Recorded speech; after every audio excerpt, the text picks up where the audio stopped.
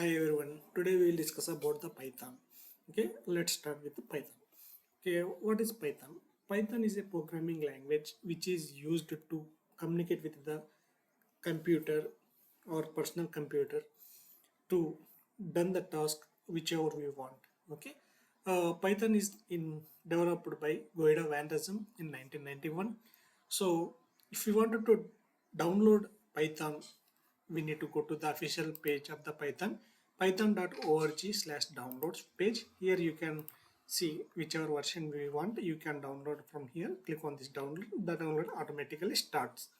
To check whether the download is present in our system, whether Python is present in our system or not, just go to open command prompt in your system and type Python hyphen version.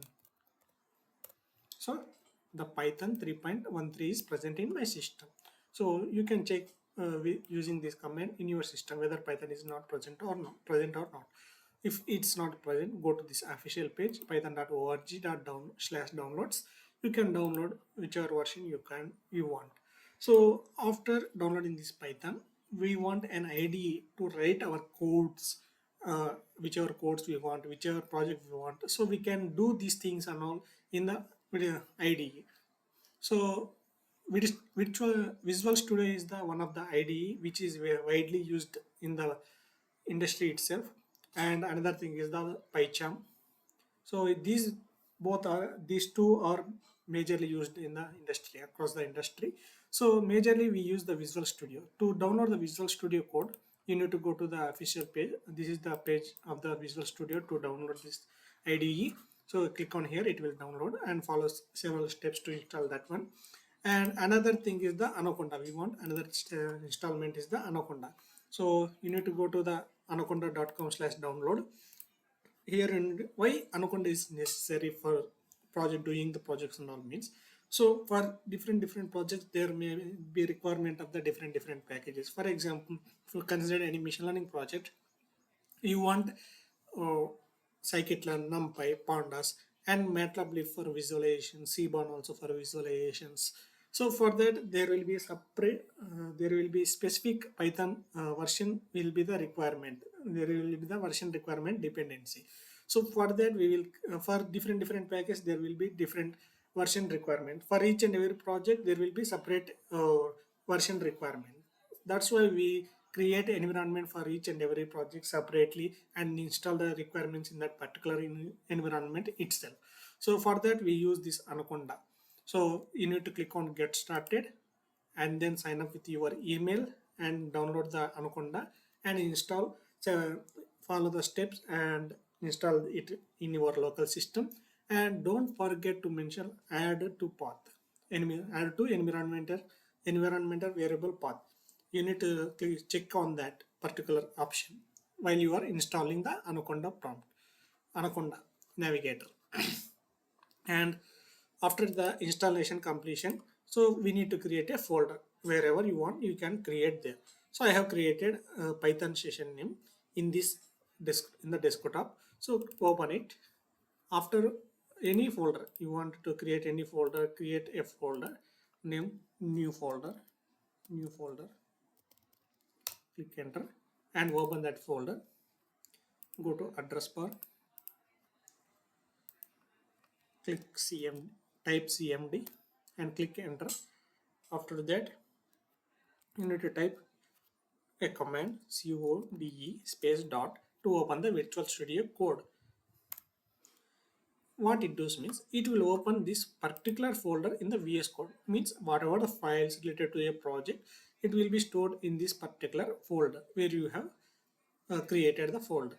So it will be the interface looks like this. Whenever you open the particular folder in the VS Code, here you will see the file icon, right? Here it will show all the files that are present in this particular folder. So for now it's no files are created for now because it's a new folder we have just now created. So first we need to create an environment before moving doing any project. So to create an environment, we first go to the terminal, click on new terminal. Here we need to select command prompt. So type to create an environment, we need Anaconda Navigator. First, we need to check whether it is present in our system or not. For checking that, we need to specify Conda and click enter. If it is showing like this, the Anaconda Navigator is present in your system. If it's not, you can go to the Anaconda Navigator /downloads page and download the Anaconda Navigator. After downloading that, we need to install it, and you can first we will create the environment using the Anaconda Navigator. The command is conda create -p, name of the environment, whatever you feel, you can give your name. I am giving venv, virtual environment, and Python version whatever we want. Python is going to I want 3.10 for now, and specifying. It will ask to give you permission, like it will ask you whether I wanted to install Python in this system. So that instead of specifying yes there, we are specifying y here, so it will be taken as yes there. Okay, click on enter. It will create the environment.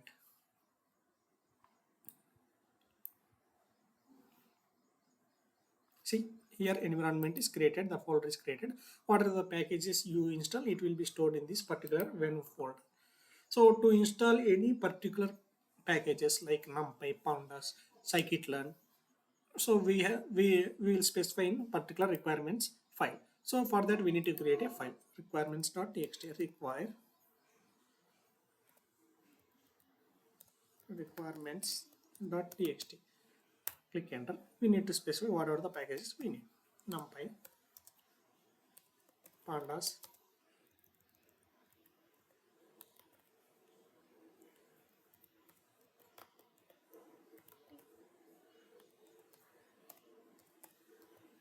MATLAB, and Cmon for now.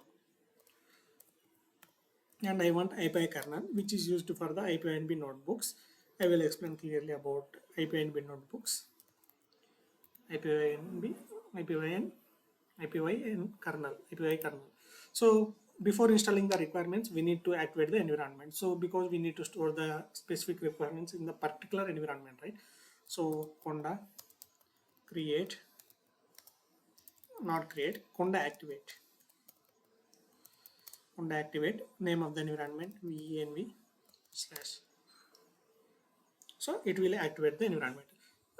To confirm whether the environment is activated or not, you can see the path. Here it was mentioning that it was referring to the venv, okay, venv folder. So here we need to install the requirements. For installing requirements, we use pip install -r requirements.txt. See, all the files will be installed. What are the required packages we want, we can use here. Okay, before that we create some files here. So first file is test.ipynb,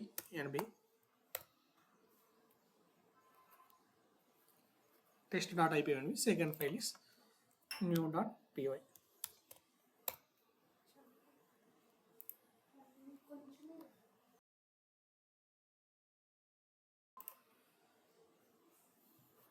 Okay, let's wait for after completion of the installments.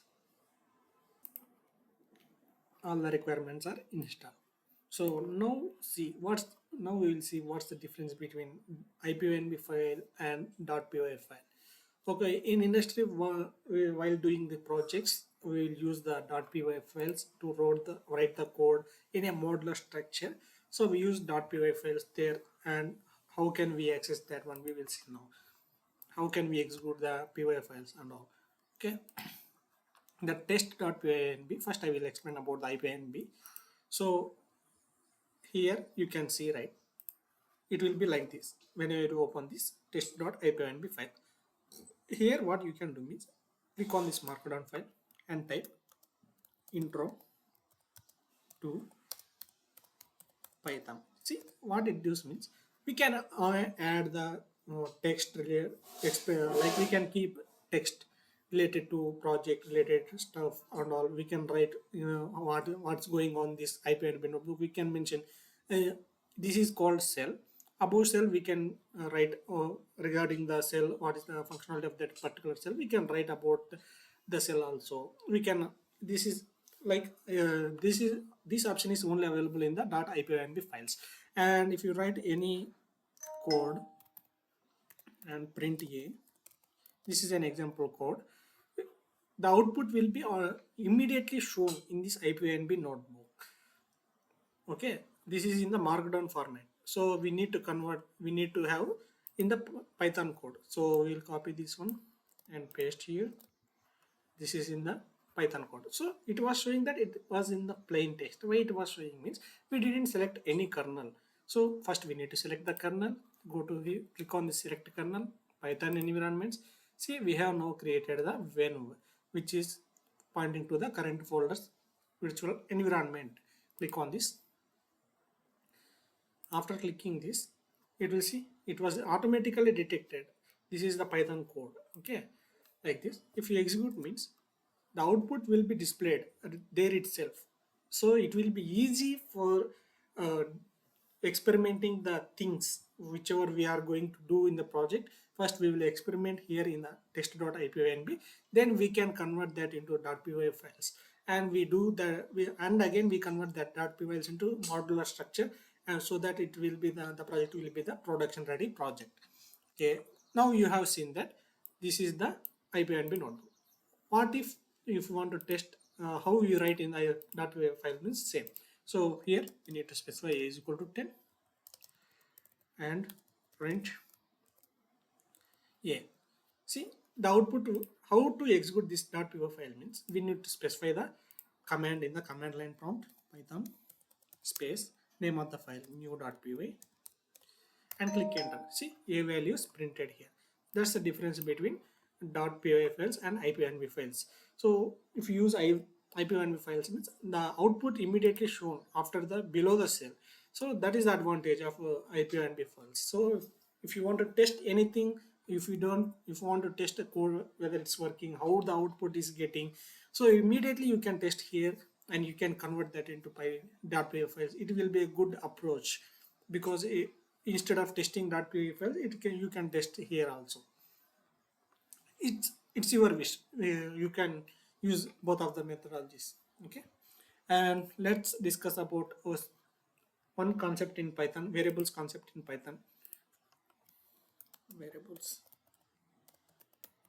Okay, variables.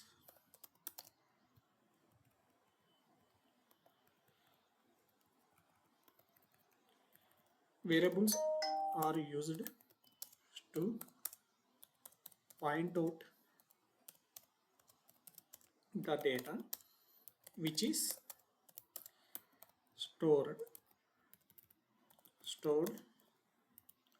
in memory.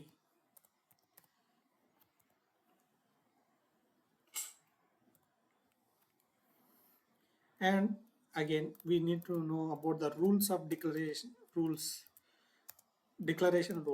of variables. Declaration rules of variables. What are the declaration rules means? While defining any variable, suppose example here, example is a is equal to 10. So here we are declaring a is equal to 10. This is the declaration. So there are some rules of declaring variables. We know one by one. Okay, first rule is variable name cannot start with numbers or special characters.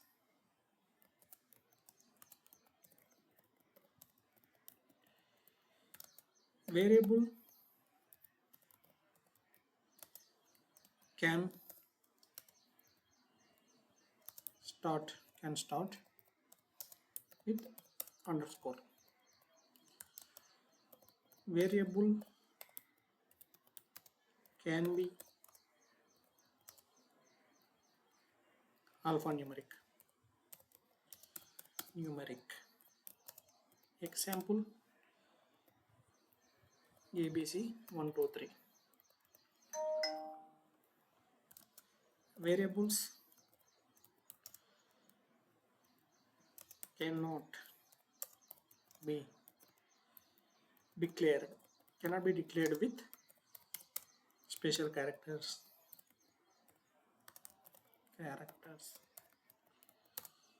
Example ABC at rate 123.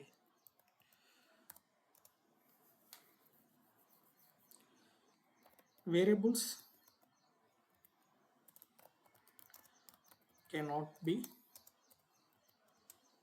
defined using keywords. Example, if, for. So let's test with variable declaration, some practical implementation with the variable declaration, and let's see the some rules what it says. So example, a is equal to 10. So if you wanted to print a, you can specify a or you can specify print a. Both methods will work. See, a is equal to 10 is printed. That means a is pointing to the 10 value. And if you want to check with rules, so practical implementation with rules. Practical with variable rules. Okay. So 1 2 is equal to 1 2.